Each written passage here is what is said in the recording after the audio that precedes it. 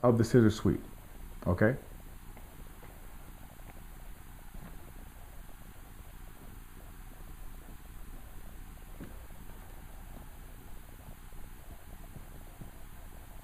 Scissor sweep. 2, my left, my opponent's right. So I'm going to call it because I'm a judo player, if you throw that way to the opponent's right, we still call it the right. Okay, but I'm going to write it up here as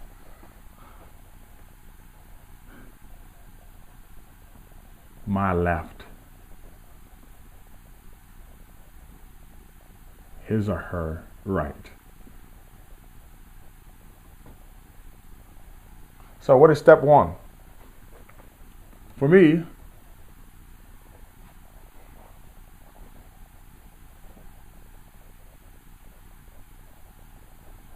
what is step 1? People say close guard. Well, let's just remove that for step 1. We'll call it the close guard scissor sweep.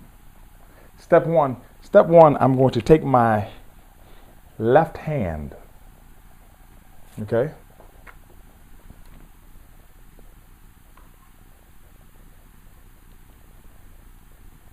Left hand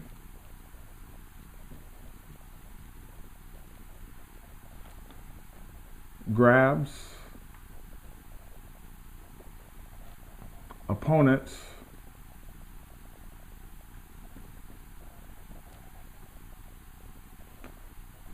right lapel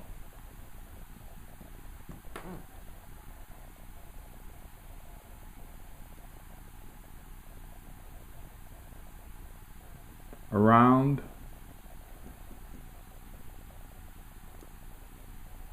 the shoulder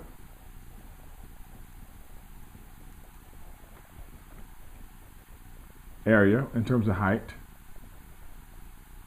with a neutral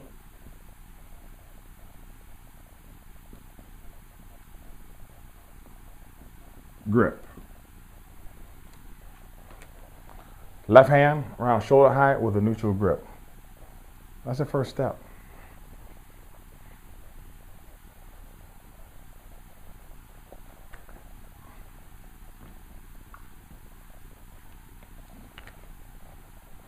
Second step, pull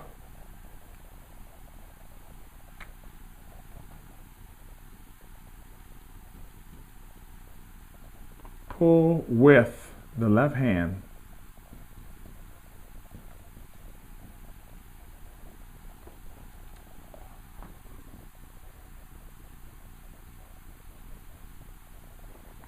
towards yourself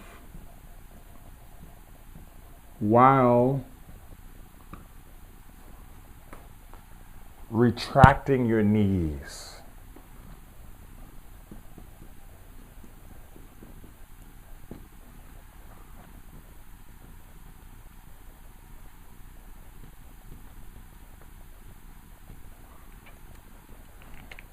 Step 3, feed your right hand in, palm up.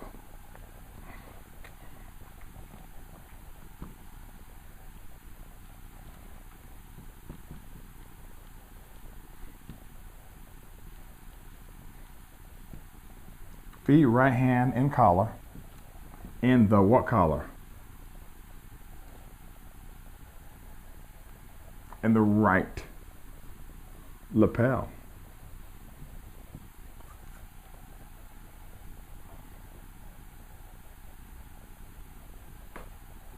With palm up.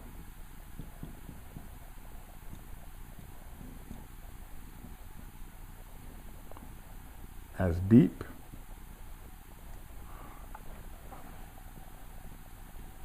and high as possible. Attempting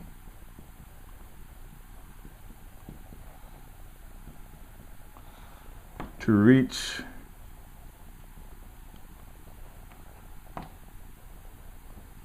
the back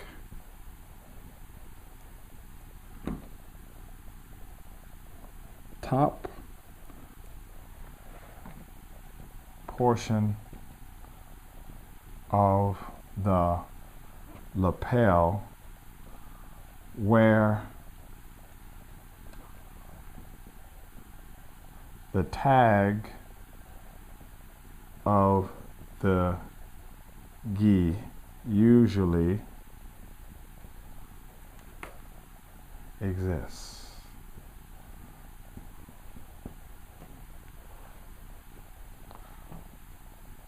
Four fingers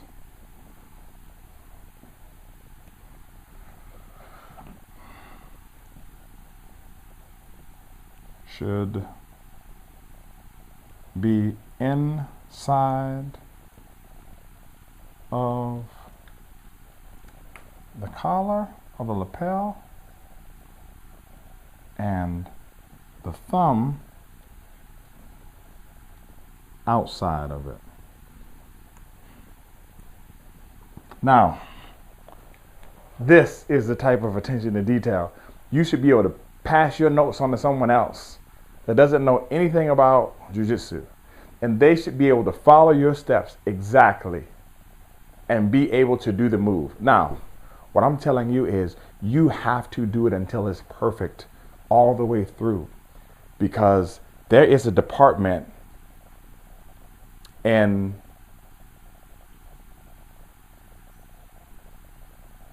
for Hewlett-Packard per se. When they write a manual, they have to write the manual for your printer or for your computer so that when you pick up the manual and you read it, you can follow no matter what. Like if you buy furniture from IKEA, okay?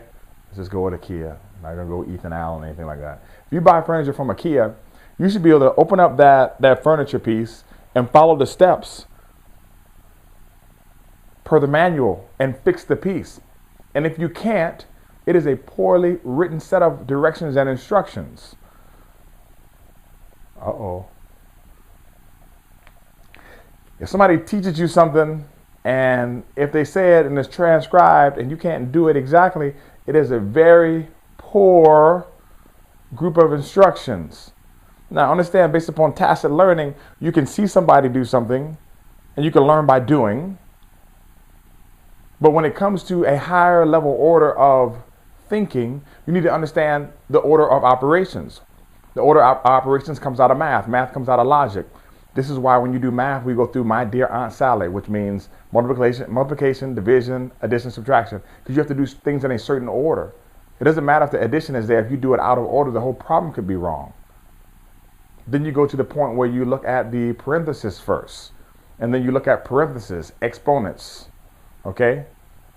Multiplication, division, addition, subtraction. Please excuse my dear Aunt Sally. Why? Because these are the order of operations. So if you don't have the order of operations, what happens is you can end up doing things incorrectly or doing them out of order, which means you just grab the lapel, you grab the sleeve, and then you stop and you chop and you explode and you drive up and you go. Come on, man. Yeah, that might make the move work, but it'll make the move work so that you believe that when you get to the black belt level or the brown belt level, the move doesn't work anymore. But the move does work, but you didn't learn the order of operations of the move. You don't know the move like you know your name. So when it's time to do the move, you can only, watch very carefully now, when you're in competition, you are only able to illustrate that which you know. You can't do that which you don't know. So your hesitation or your mistakes come from what you were thinking about, because that what you have in your mind is going to manifest itself on the mat. Every move that you're thinking about in your head is manifesting itself in the environment of play.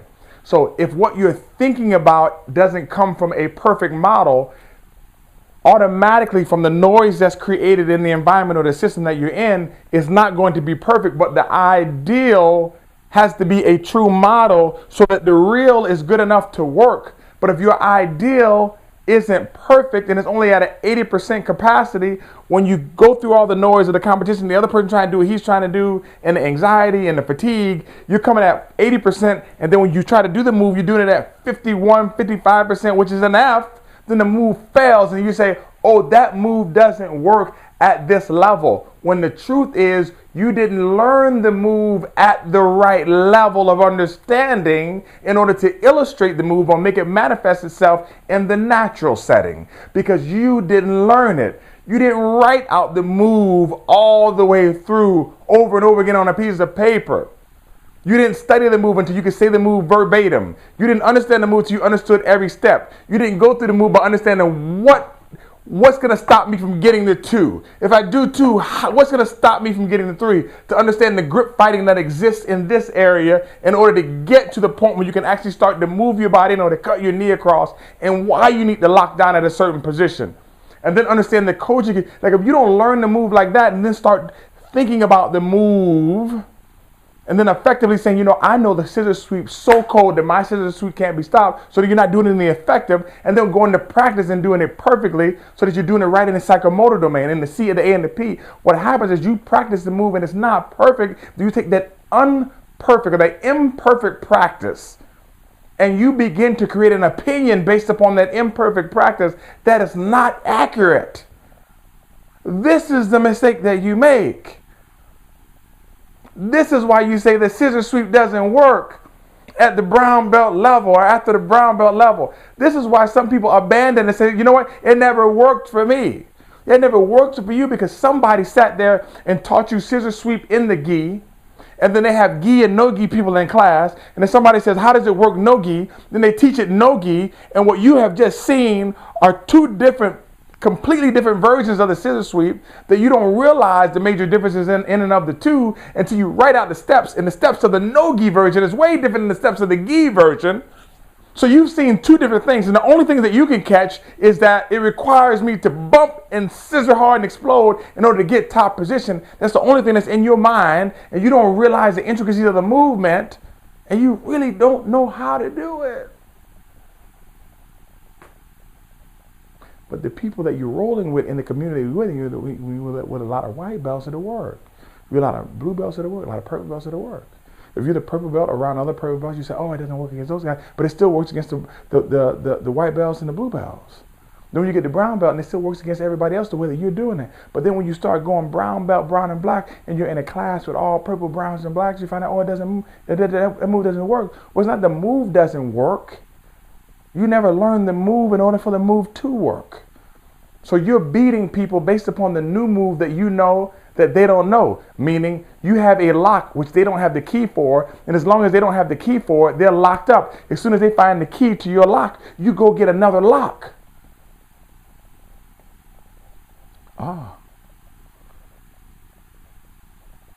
You don't find out how to close it off so they can't put a key in. So that once you lock it, it's locked. Let us keep going. Let's take a small break. Hopefully I didn't give you too much.